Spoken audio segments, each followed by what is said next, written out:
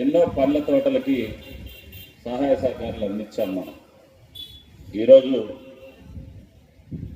తిరిగి రైతాంగానికి drip irrigation స్కీమ్ను ప్రవేశపెట్టిన చరిత్ర తెలుగుదేశం పార్టీది, కూటమి ప్రభుత్వాన్ని అని చెప్పేసి మనమందరం కూడా ఒకసారి తెలుసుకోవాలి.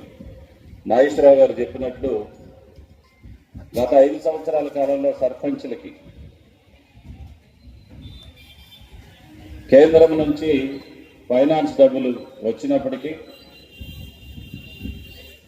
ఈ రాష్ట్ర ప్రభుత్వం రాష్ట్ర అవసరాలకు వాడుకొని సర్పంచులు నిర్లక్ష్యం చేసినటువంటి పరిస్థితి గతంలో జరిగింది. కూటమి ప్రభుత్వం ఏర్పడ్డాక మొట్టమొదటిసారిగా సర్పంచులందరూ కూడా ఈ మధ్య కాలంలోనే, ఈ 100 రోజుల కాలంలోనే 15th ఫైనాన్స్ నిధులు ఇచ్చి పంచాయతీ, గ్రామ పంచాయతీ ఆ గ్రామాల యొక్క పరిస్థితిని, ఆ కార్యాలయ పరిస్థితిని మెరుగుపరిచిన పరిస్థితి మనం ఒకసారి గుర్తు చేసుకోవాలి.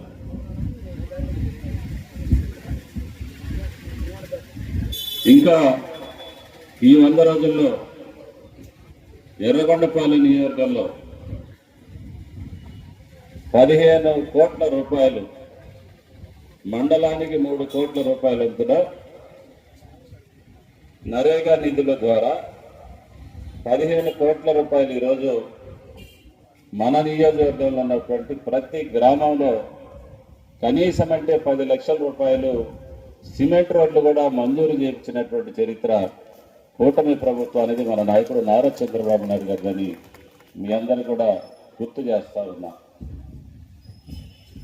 ఈరోజు ఎర్రగొండపాలెం నియోజకవర్గంలో హాస్టల్స్ దుర్మార్గమైనటువంటి పరిస్థితి. గత 5 సంవత్సరాల కాలంలో ఎర్రగొండపాలెం నియోజకవర్గం పేదల నియోజకవర్గం ఇది, ప్రత్యేకించి షెడ్యూల్ కులాల నియోజకవర్గం. దీంట్లో షెడ్యూల్ కులాలు అత్యధికంగా ఉండేవాళ్ళు, షెడ్యూల్ ట్రైబ్స్, బీసీలు 75% పైగా ఉండేటటువంటి ఈ నియోజకవర్గంలో ఎక్కువ మంది బిడ్డలు చదువుకుంటా ఉన్నారు.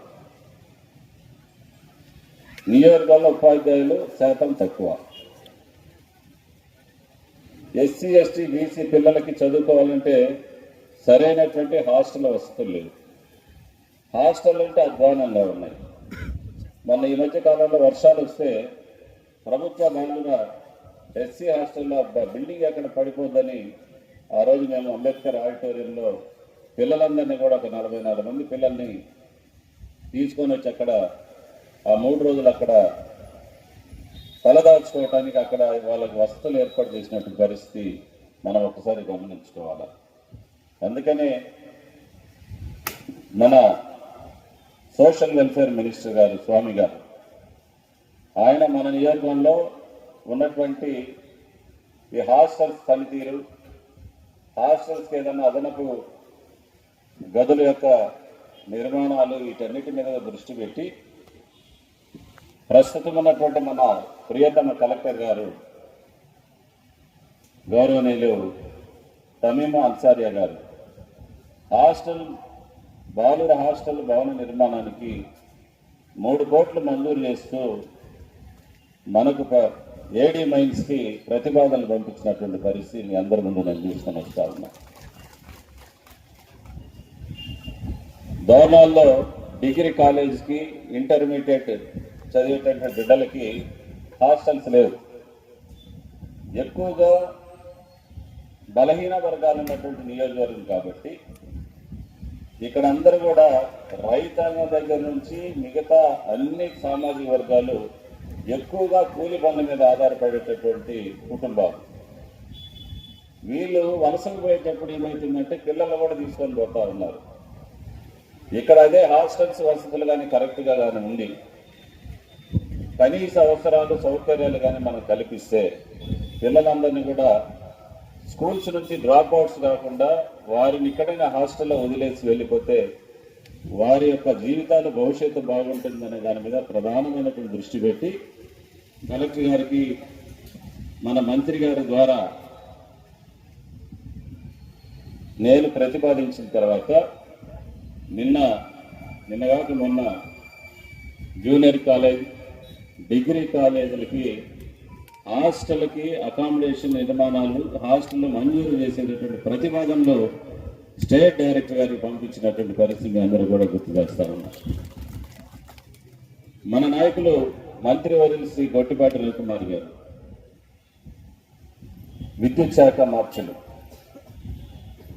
ఆయన నేను మొట్టమొదటి కలిసినప్పుడు ఒకటే చెప్పాను, వెనుకబడిన ప్రాంతం, నల్లమల్ల అటవీ ప్రాంతం, ఎక్కువ గిరిజనులు ఉన్నటువంటి గ్రామాలు, తండాలు, గూడాలు ఎక్కువ.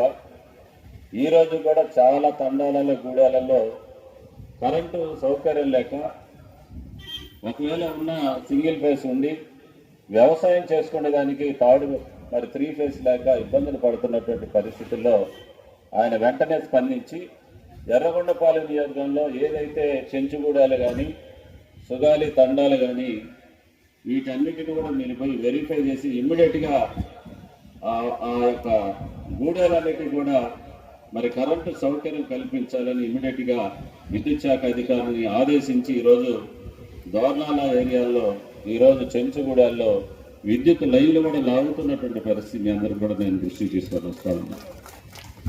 ఇవన్నీ కూడా ఈ 100 రోజుల్లోనే జరిగినాయి.